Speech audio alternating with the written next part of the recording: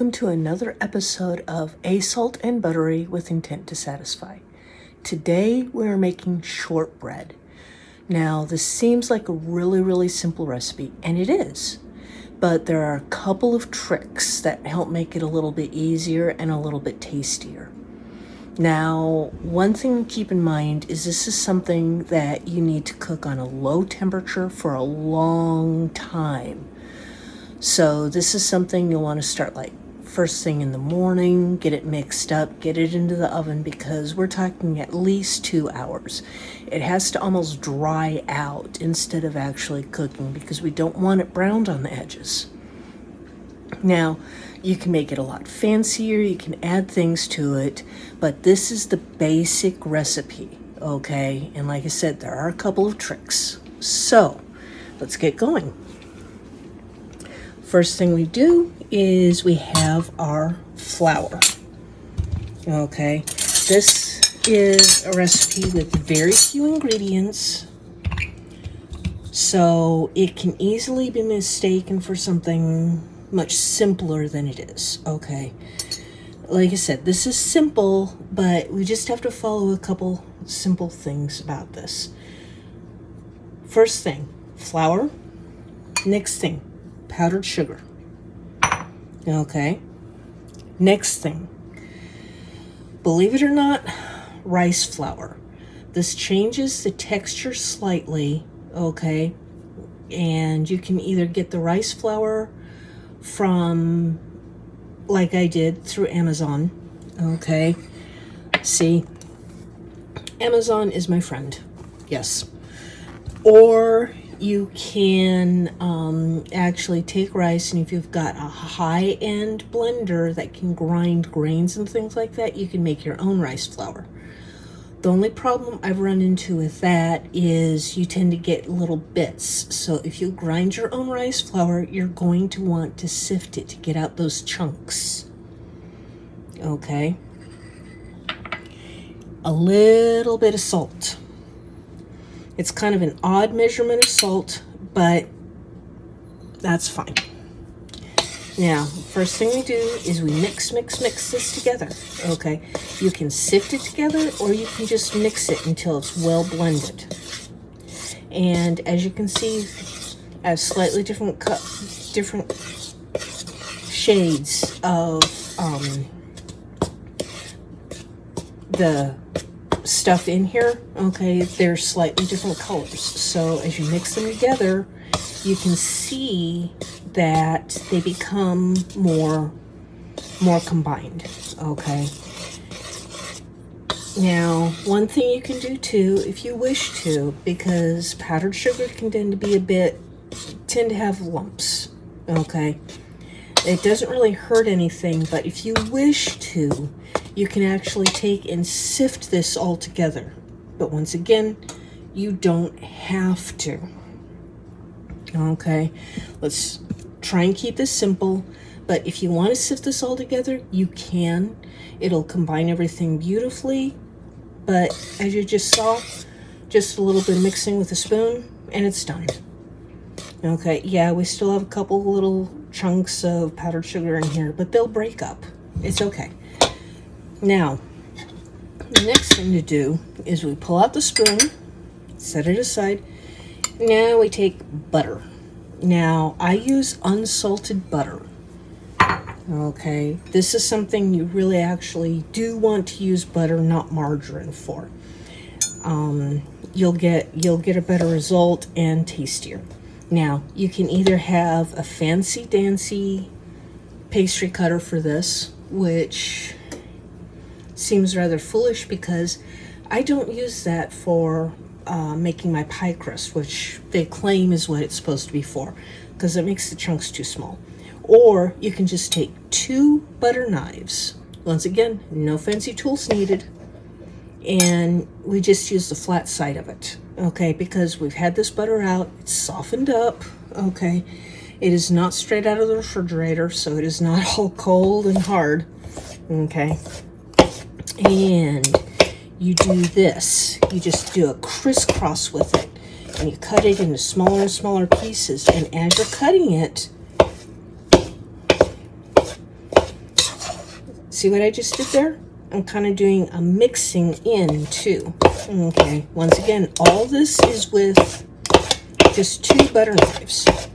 And it works in some ways a lot easier than a pastry cutter. But you can do a pastry cutter. If you happen to have one and want to do it that way, go for it. It might actually go faster. So, we still have a few minutes here of this, so bear with me. But as you can see, the chunks of butter are getting smaller. Okay, we're working this through. Now, you can either do it this way or you can do it by hand. Okay, I prefer not to do it by hand because then it gets all under my fingernails and I tend to make much more of a mess that way. I am a sloppy cook. I am. I splash things all over the place, but you know what? That's part of it. And then I end up spending a lot of time having to clean up after myself. So anything I can do that'll cut down the amount of mess that I make is probably a good thing. Now, we're almost done here. See? See how small these chunks of butter are getting? This is awesome. Like I said, no fancy tools, just 2 butter knives. Just crisscross with them. And if you happen to have someone kind of energetic in your house who really wants to help with the cooking but doesn't have the skills yet, you can set them to doing this. Okay? And this is a highly necessary part because you want these chunks of butter to get really, really small. Now, I do happen to have a pastry cutter somewhere around here. Yes, I do. See? This is what a pastry cutter looks like. Okay, now what I would do with this instead is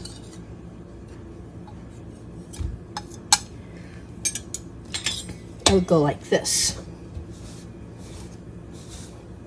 Okay, I like to use like a twisting motion if I'm using the pastry cutter. I found that gets better results. Now, you don't have to. You can do the straightforward, just rocking back and forth, okay? Whatever works for you. Now, I did not have to switch to using the pastry cutter. I just wanted you to see how it works. But the disadvantage with the pastry cutter is then, see all this? All that butter that I have to scrape off. Okay, so a pastry cutter is nice, but for a lot of things like this, I prefer to just use 2 knives. It goes pretty much as fast. I make less of a mess because, yes, I did splash some when I did that. Now, here we have the butter almost perfect, almost perfectly cut in. And at this point, it looks almost like a pie crust before you add the liquid, okay?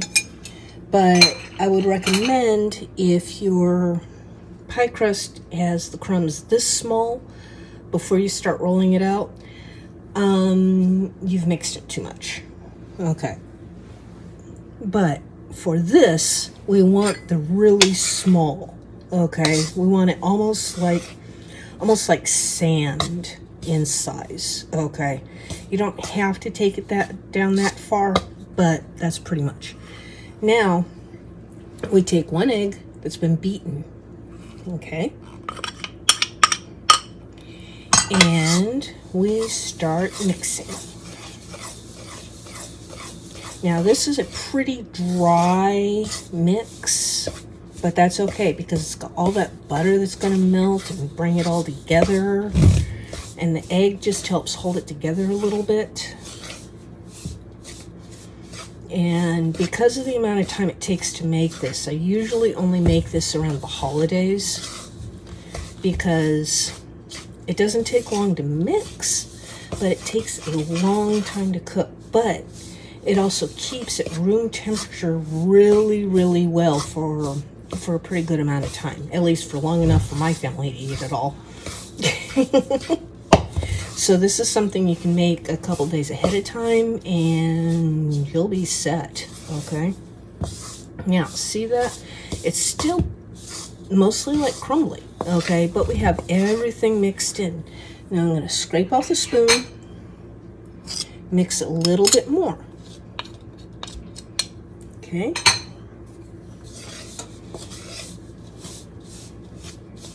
Mix, mix, mix, mix, mix. Because I want the butter and the egg and everything else distributed well through this. Now, one trick is with the rice flour. Part of the reason for using that is it does change the texture. It makes this just a little bit more crumbly, okay? But we use only a small amount of rice flour. Like I said, just a little bit, okay? Now, one trick I like to do is I like to use you don't have to. I've done this in a pie pan, okay, in a loaf pan, in just about anything, okay? But when I can, I like to use a clear Pyrex for this. I like to. You do not have to. But the reason I like to do this is it allows me to monitor this as it's cooking and making sure it's not browning. Because with shortbread, you don't want it to brown. You want it to be a nice pale color. Now, a little history on shortbread is this is something that was made by the old farm wives way back when. And what they would do, yeah, they would use different ingredients. Okay, we know this. But they would mix it up and set it in front of the fire for the house to cook on the on the hearthstone of the fireplace, and would cook all day at that really low temperature, so that when the family came in to eat in the evening, it would be ready. So now we've put it in, and as you see, it's really powdery. Now what we're going to do is we're going to pack it down. Okay. Now, at this point, if you wish to, you can add some fancier designs. You can do this with your hands. You can do it with a spoon. Okay. What some people like to do is that they'll take like a spoon or a knife or something that has a nice design on the end of it, okay? And then take it, and after they pressed it down initially, then they'll go around and they'll press in designs into it to make it look fancier. But like I said, this we're doing simple, okay? Pack it down, pack it down, pack it down, pack it down.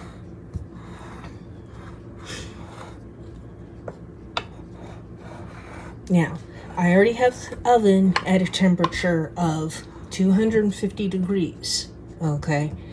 That is about perfect for this because like I said, you want this 2 hours, okay? You want it to go into the oven for at least 2 hours. If you can do more, if you can do a lower temperature and let it cook for longer, that's even better. Okay, because like I said, you don't want this to actually cook and brown. You want it to almost like dry out. So I'm going to put this into the oven, like I said, low temperature, 250 degrees. Okay, and I'll check it in 2 hours and we'll take a look at it. Okay, thank you. Okay, we have finished cooking the shortbread. Okay, as you can see, it's still a very pale color. It's just very lightly browned around the edges, okay? Now, like I said, one trick I like to do is when I can, I like to cook it in a clear, like a Pyrex pan. As you can see here, see this light browning here? This is perfect. Now, this was at a 250 degree oven, okay, for close to 2 hours. It was actually about an hour and a half, an hour and 45 minutes, somewhere about there. But I was starting to smell it. Okay, now if I could have, it would have actually come out better if I turned the temperature down to 200 degrees and let it sit in there longer. Like I said, what we're trying to do with this is we're trying to basically dry it out. We don't really want to cook it and brown it. We're trying to like dry it. So now I'm going to cut out a little piece of this, and you can see what it looks like on the inside. So, and this cuts really easily. You don't need a sharp knife or anything. I usually use like a butter knife or something like that. So fresh out of the oven. Okay. Oh, it's still poofy because it just came out of the oven. Okay. Even though I did pack it down really good. This comes out very crumbly, as you just saw, okay? But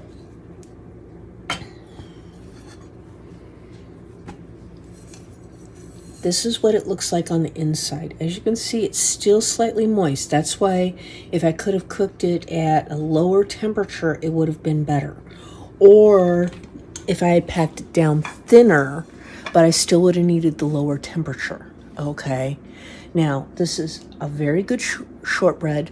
It is perfectly acceptable. It's very tasty, very simple, okay? But it takes time to make. Like I said, this is something I usually only make right about the holidays so that my family can share it, because it does take time to make. So enjoy this. There are a lot of variations you can do. You can add additional flavors to it. You can, all kinds of things. But the basic recipe, that's it. Okay, so have some fun with this. Make it your own. Let me know what you think. Thank you. Once again, this was A Salt and Buttery with intent to satisfy, and today we made shortbread. Okay, remember how crumbly the shortbread was the other day when we finished it up?